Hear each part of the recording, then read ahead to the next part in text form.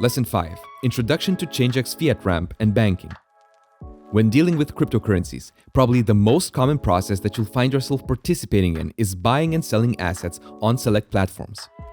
This process, buying and selling crypto, is often viewed as one of the major bottlenecks that are gatekeeping the industry and acting as a barrier to entry for new and inexperienced traders. It's exactly the core issue that Changex is trying to tackle as well. Recapping the banking features of the platform, Changex aims to simplify the process of buying and selling crypto, allowing its users to perform these activities straight from the comfort of their own phones and wallets.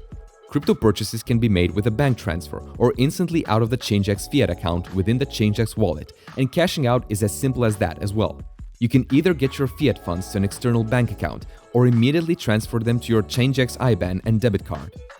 Thanks to SEPA IBAN support and Euro accounts, clients are also able to use Changex to make payments anywhere where SEPA transfers are enabled, as well as perform any other traditional processes that you might associate with your banking institution, receive salaries from their workplaces, pay their bills, and so on.